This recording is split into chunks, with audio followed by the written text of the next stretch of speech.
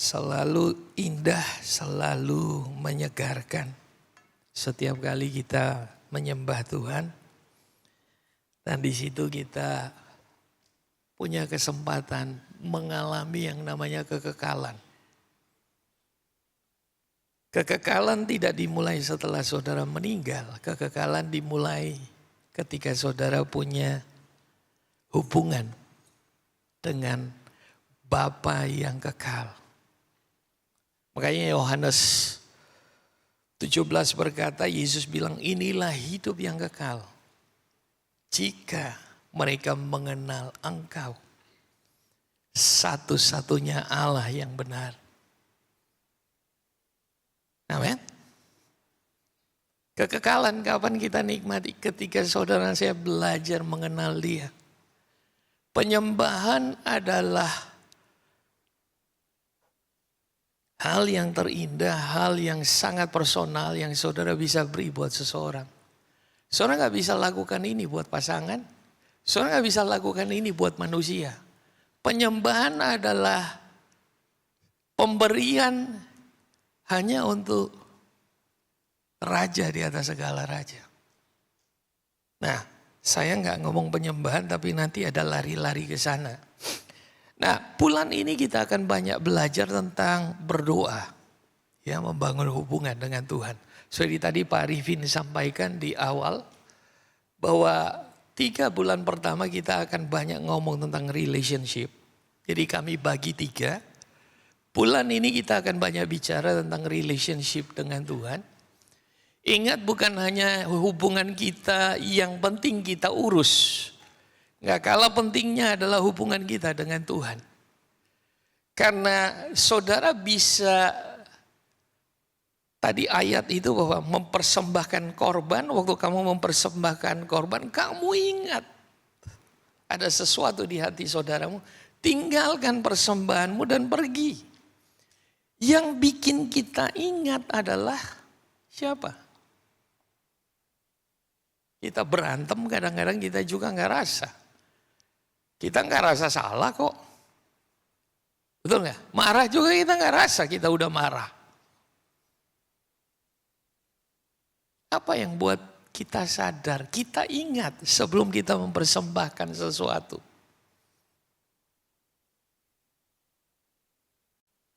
Roh Kudus yang ada dalam kita. Gimana caranya supaya kita bisa dengar itu? Ya kita harus bangun hubungan dengan Tuhan. Dan bangun hubungan dengan Tuhan, bicara tentang doa, bicara tentang penyembahan, bicara tentang merenungkan firman. Ya. Nah, tolong tayangkan file saya. Kalau saudara sudah. Ya. Nah, saya ingin share tentang doa. Beberapa hal mungkin saudara udah tahu, saya hanya mengingatkan. Nah, saya mulai dengan kenapa kita berdoa? Pertanyaannya gitu. Kenapa saudara berdoa? Salah satu alasan yang paling sederhana orang berdoa karena dia tahu dia punya keterbatasan. Orang yang benar-benar berdoa dari hatinya dengan penuh ketulusan pada Tuhan, dia selalu datang karena dia tahu dia punya banyak keterbatasan. Doa adalah bentuk ketergantungan kita sama Tuhan. Ya tentunya kita bukan berdoa secara agamawi, nanti saya jelaskan. Doa adalah hubungan hati dengan hati. Hati kita dengan hati Tuhan. Ketemu. Nah, yang pertama Mother Teresa bilang, doa mengubah manusia dan kemudian manusia mengubah keadaan. I used to believe that prayer changed things, but now I know that prayer changes us and we change things. Saya dulu percaya bahwa doa merubah keadaan, merubah banyak hal. Tetapi sekarang saya tahu bahwa doa merubah kita, merubah saya, merubah saudara. Dan ketika kita berubah, keadaan di sekeliling kita berubah.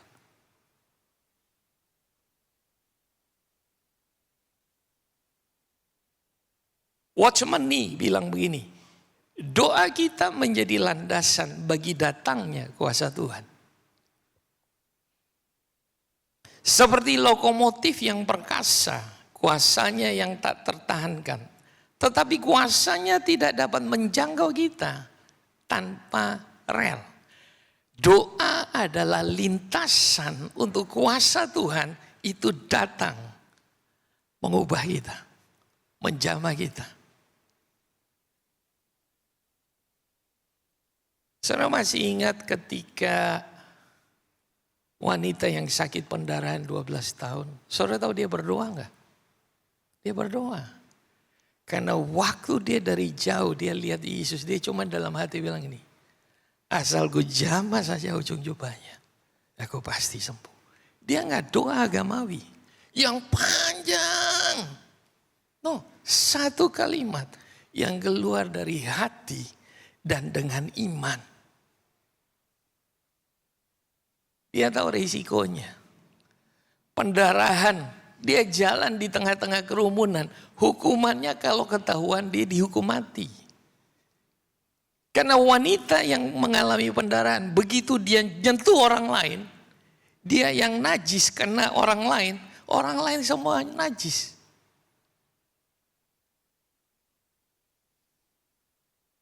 Tapi satu hal, dia datang pada Tuhan.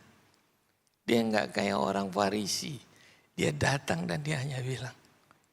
Makanya ketika dia jamah itu ujung jubah Tuhan. Yesus bilang ini, ada kuasa yang ngalir. Sementara begitu banyak orang yang berdesakan sama Yesus. Enggak ada yang terjadi. Tapi hanya seorang perempuan yang sakit parah. Begitu dia jamah. Enggak megang Yesus, cuman jamah ujung bajunya.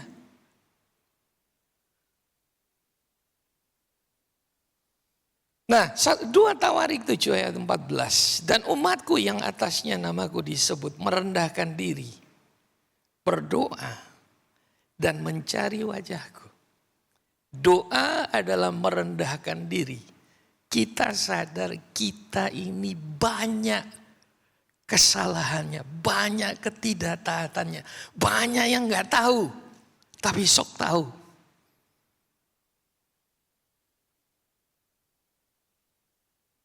Doa adalah merendahkan diri, doa adalah mencari wajah Tuhan, bukan cari tangannya.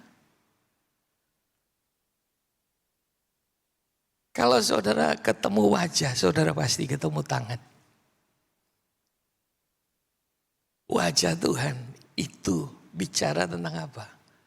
Kasih karunia, anugerah.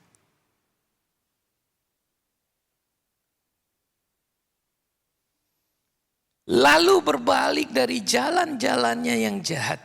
Jadi setelah kita merendahkan diri, apa yang terjadi? Ketika kita berdoa, kita berubah.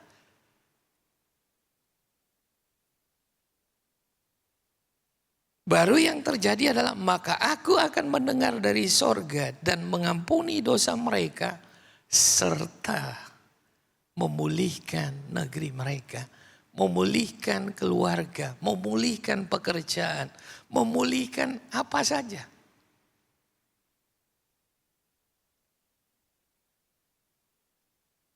Mari kita berubah. Saudara lagi bergumul untuk sesuatu. Apa yang saudara lagi gumulkan, kesehatan dan sebagainya. Selalu Tuhan akan ubah dulu kita. Hati kita yang penuh ketakutan, kekhawatiran. Mungkin kemarahan, mungkin kepahitan. Apa aja Tuhan mau sembuhkan kita dulu dari hal itu. Yang kedua, doa itu menolong kita untuk menang menghadapi pencobaan. Saudara pasti tahu ayat ini terkenal. Kapan terjadi? Ketika Yesus dengan 3 muridnya di Taman Getsemani. Tahu ya ceritanya ya, jadi saya nggak perlu banyak ini. Setelah itu ia kembali kepada murid-muridnya itu dan mendapati mereka sedang tidur. Dan ia berkata kepada Petrus, tidakkah kamu sanggup berjaga-jaga 1 jam saja dengan aku? Berjaga-jagalah dan berdoalah, supaya kamu jangan jatuh ke dalam pencobaan. Roh memang penurut, tetapi daging lemah. Roh memang penurut, tetapi daging lemah. Berjaga-jagalah dan berdoalah. Berdoa dan berjaga-jaga ini 2 hal yang gak bisa dipisah.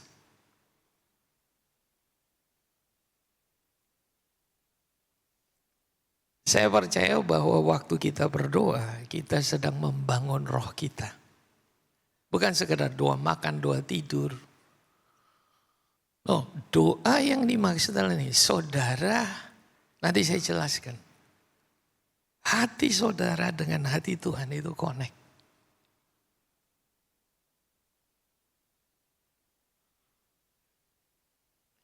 John Bunyan berkata begini, doa akan membuat seseorang berhenti berbuat dosa, atau dosa akan membujuk seseorang untuk berhenti berdoa. Jadi pilihannya cuma ini. Mungkin saudara berpikir, oh saya sih nggak dosa yang, saya aman kok. Enggak. Saudara merasa aman saja, saudara udah berdosa. Karena di Perjanjian Lama, kalau nggak salah di kitab Yesaya itu ditulis, ada pesan buat wanita-wanita yang merasa hidupnya aman. Hidup nyaman. Itu melambangkan gereja. Tahukah saudara monyet itu jatuh bukan kena angin tofat. Monyet jatuh gara-gara apa? Angin Aceh, angin cepoi-cepoi. Lalu dia mengantuk dan dia jatuh.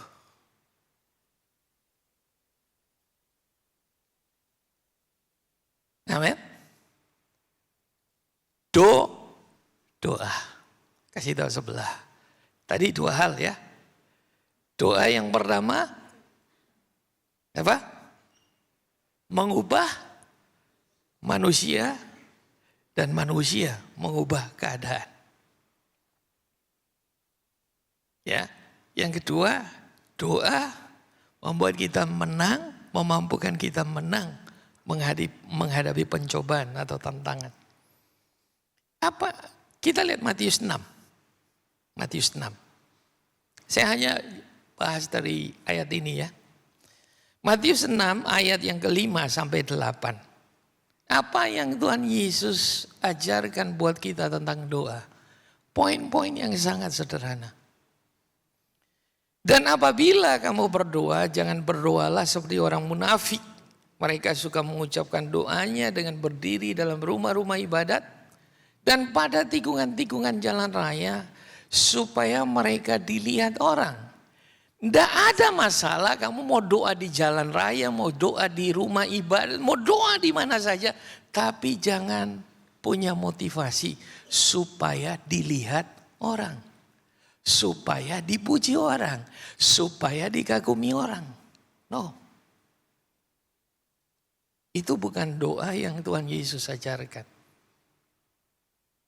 Setuju? Karena doa itu kita lakukan bisa di mana saja. Amin. Kapan saja, di mana saja.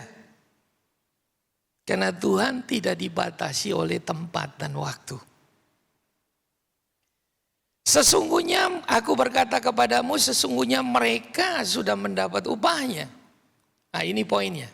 Tetapi jika engkau berdoa, masuklah ke dalam kamarmu, tutuplah pintu dan berdoalah kepada Bapamu yang ada di tempat yang tersembunyi. Maka Bapamu yang melihat tersembunyi akan membalasnya kepadamu. Lagi pula dalam doamu itu janganlah kamu bertele-tele seperti kebiasaan orang yang tidak mengenal Allah. Jadi jangan berdoa seperti orang munafik, jangan berdoa seperti orang yang tidak mengenal Allah. Ya. Mereka menyangka bahwa karena banyaknya kata-kata doanya akan dikabulkan. Jadi janganlah kamu seperti mereka, karena Bapamu mengetahui apa yang kamu perlukan sebelum kamu meminta kepadanya. Doa yang benar selalu bicara tentang dari hati kita kepada hatinya Tuhan.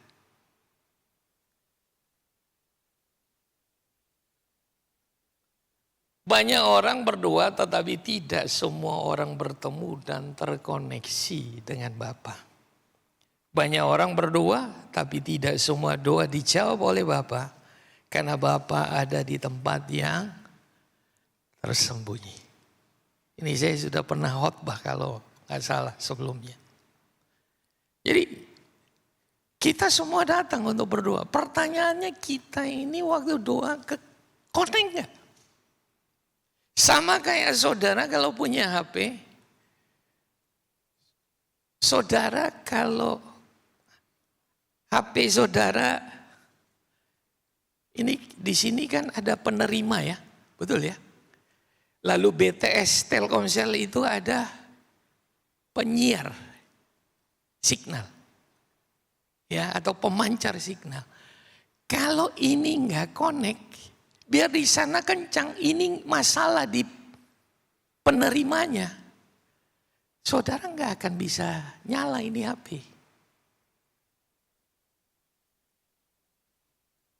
Makanya dibilang, banyak orang berdoa, kita berdoa, connect nggak? Masih ingat waktu Yakub ketemu Tuhan di Betel. Waktu dia tidur, dia mimpi, dia lihat ada tangga dari bumi ke sorga. Lalu dia lihat ada malaikat naik turun. Dan dia kasih nama tempat itu adalah Betel, rumah Allah. Rumah Allah bicara siapa? Saudara dan saya. Apa ciri dari rumah Allah? Ada tangga, ada koneksi antara sorga dengan dunia. Dan di situ semua penyediaan, pemeliharaan Tuhan mengalir.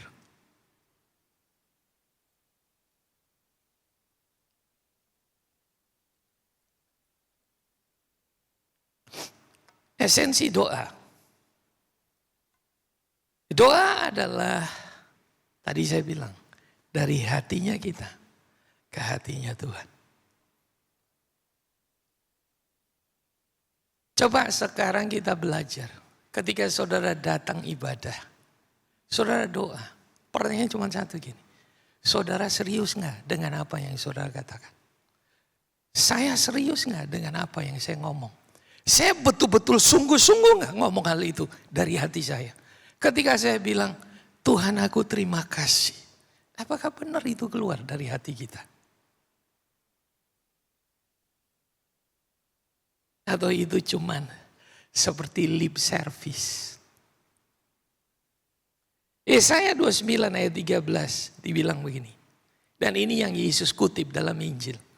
Dan Tuhan telah berfirman, oleh karena bangsa ini, bangsa Israel, datang mendekat dengan mulutnya dan memuliakan aku dengan bibirnya.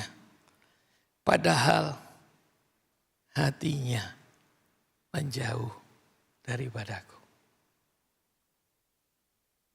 Apa yang membuat penyembahan kita, pelayanan kita, pemberian kita, itu yang tadi saya bilang, bukan hanya memberkati. Kita melayani di sini, kita bilang, oh saya melayani untuk memberkati jemaat. Betul.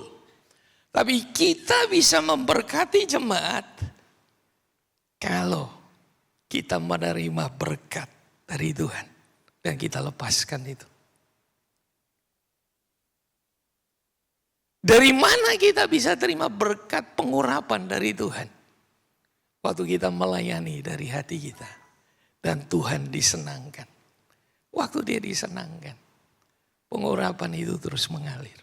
Berkat itu terus mengalir. Kita lihat ada tangga.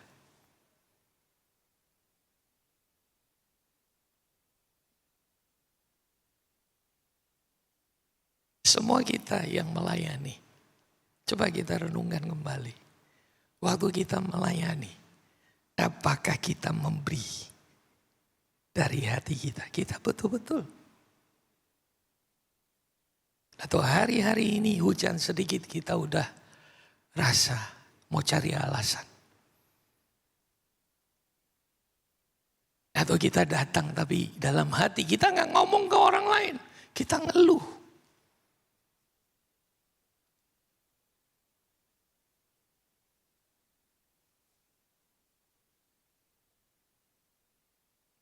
Esensi dari doa yang benar bukanlah tentang banyaknya kata-kata ataupun apa yang kita berusaha tampilkan saat berdoa.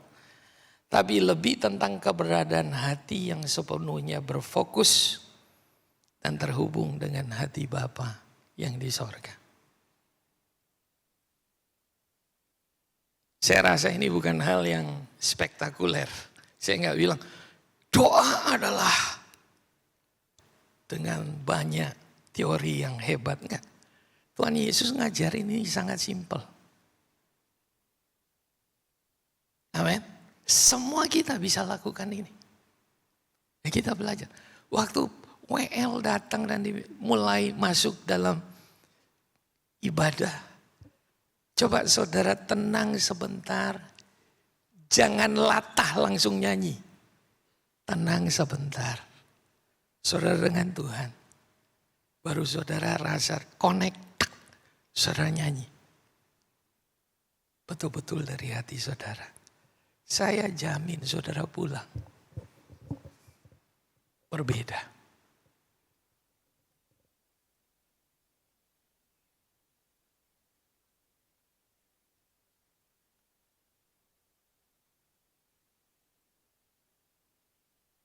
Peringatan Yesus tentang berdoa. Yang pertama, jangan berdoa seperti orang munafik. Apakah kita berdoa supaya dilihat dan dipuji orang? Apakah kita lebih berfokus pada penampilan luar daripada kondisi hati kita dengan Tuhan? Yang kedua, jangan berdoa seperti orang yang tidak mengenal Allah.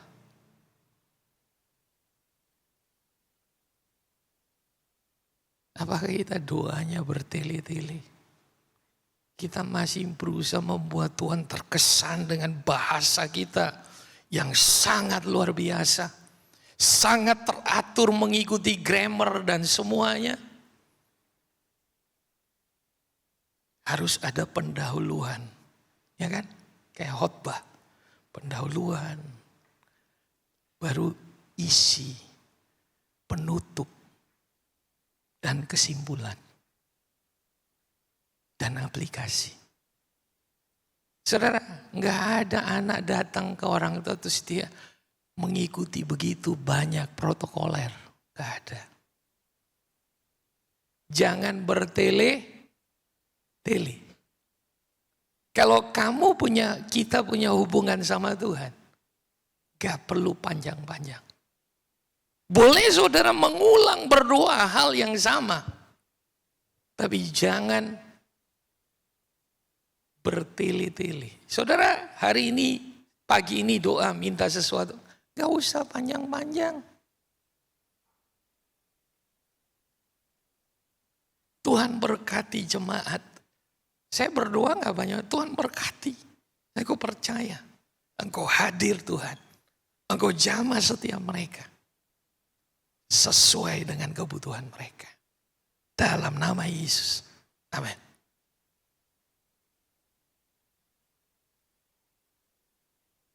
Amin.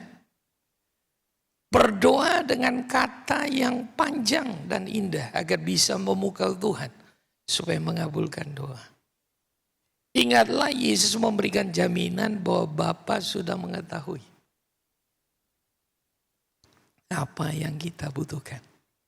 Bahkan sebelum kita memintanya.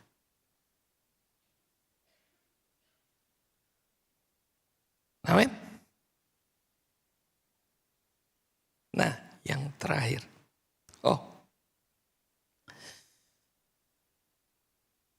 Doa tadi bicara dari hati ke hati dengan Tuhan.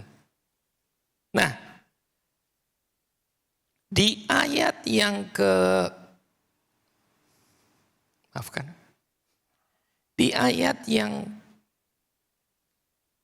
ke-6 dikatakan, tetapi jika engkau berdoa, masuklah ke dalam kamarmu. Tutuplah pintu dan berdoalah kepada Bapamu yang ada di tempat tersembunyi. Maka Bapamu yang melihat yang tersembunyi akan membalasnya kepadamu. Waktu saya baca ini lagi, saya menemukan begini, saya dan saudara seringkali gak bisa mengalami koneksi dengan Tuhan. Kenapa? Karena kita gak belajar hal ini. Dia bilang, jikalau kamu berdoa, masuklah ke dalam kamarmu. Artinya saudara harus punya tempat, saudara harus punya waktu yang khusus.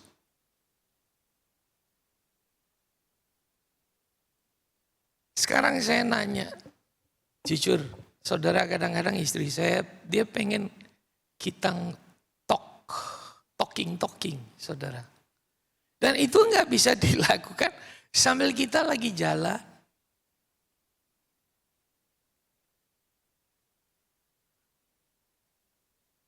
Betul nggak? Sambil makan.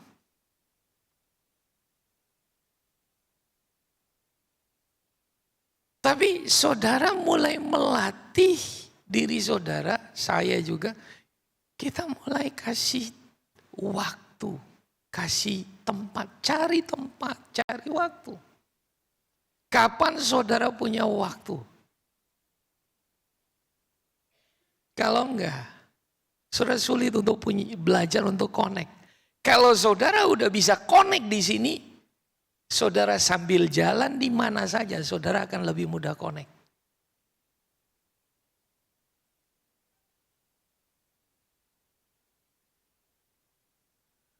Ketika saudara meluangkan waktu dan saudara mulai putar lagu rohani, lagu penyembahan, saudara mulai ikut nyembah.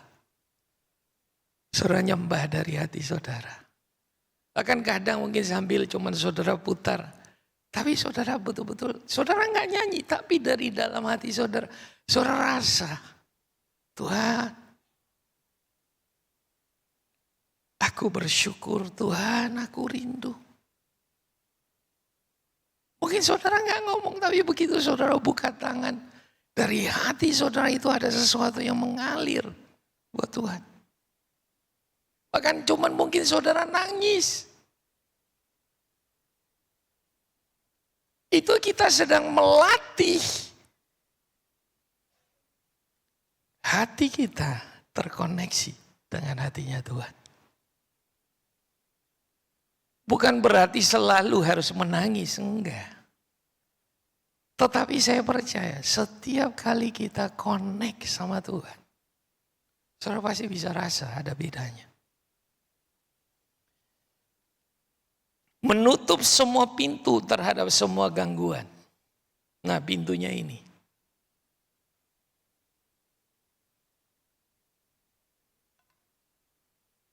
Saya juga kadang-kadang drakor.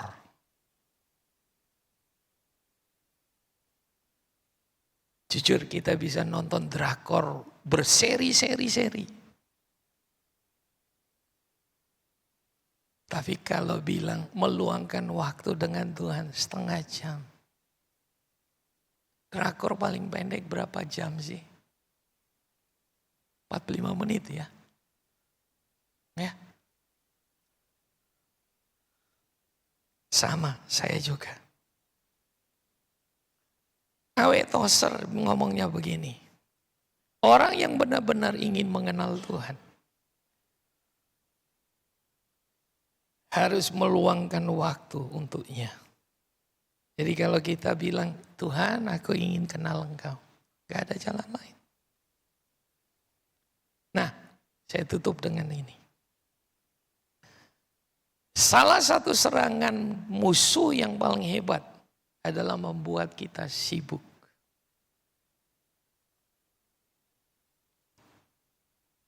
Membuat Anda tergesa-gesa. Membuat kita ribut. Membuat kita tidak fokus. Bukankah ini yang sedang terjadi di dunia yang suka viral hari-hari ini?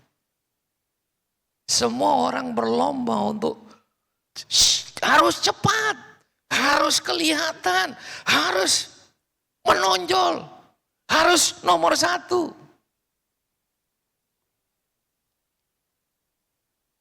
Sibuk.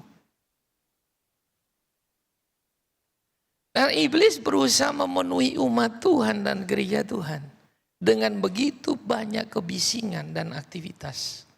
Sehingga tidak ada ruang untuk berdoa. Tidak ada ruang untuk menyendiri dengan Tuhan. Dan tidak ada ruang untuk berdiam diri. Dan tidak ada ruang untuk meditasi.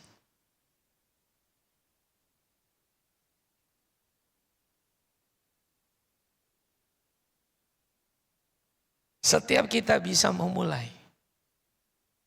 Kalau saudara merasa 1 jam itu kelamaan karena Yesus bilang tidak sanggupkah kamu berjaga-jaga dengan aku 1 jam saja. Saudara bisa mulai 15 menit, mulai setengah jam, baru pelan-pelan naik. Sampai akhirnya kalau saudara udah terbiasa terkoneksi, saudara dengan Tuhan itu gak terasa. Saya beberapa kali itu malam itu sampai nggak bisa. Ya udah jam 4 baru tidur.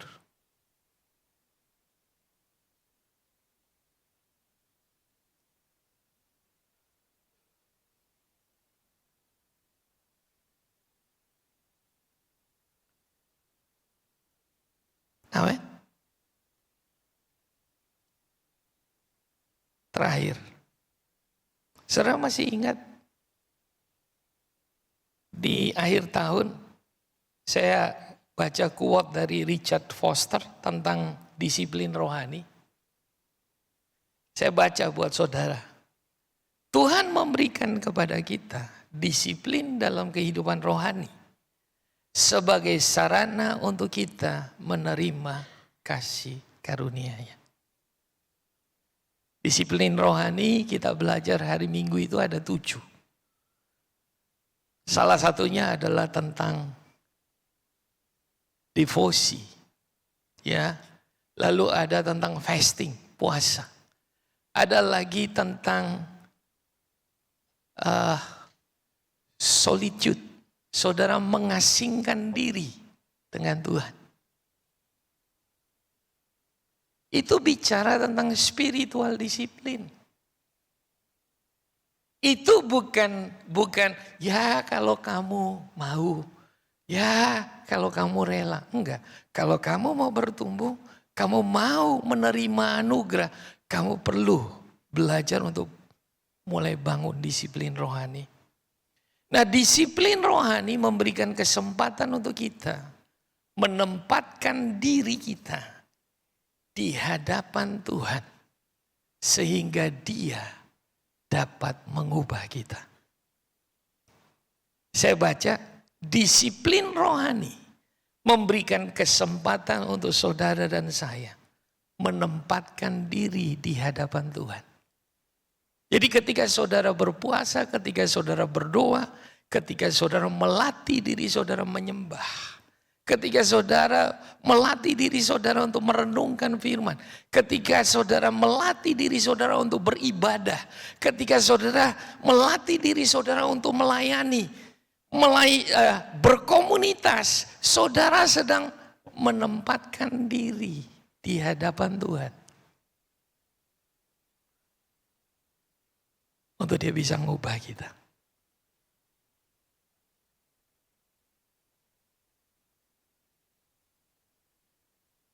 Kapan kita melakukan ini? Dan kembali ke yang kita belajar.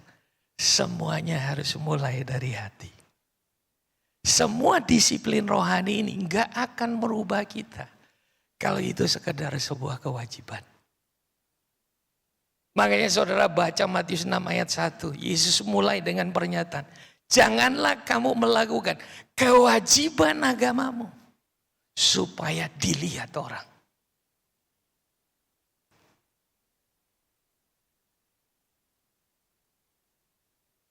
Kalau itu kewajiban.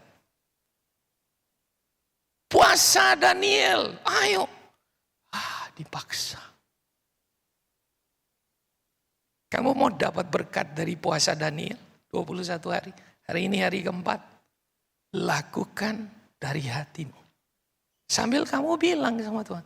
Tuhan 21 hari ini aku mau ada sesuatu yang kau ubah di dalam aku.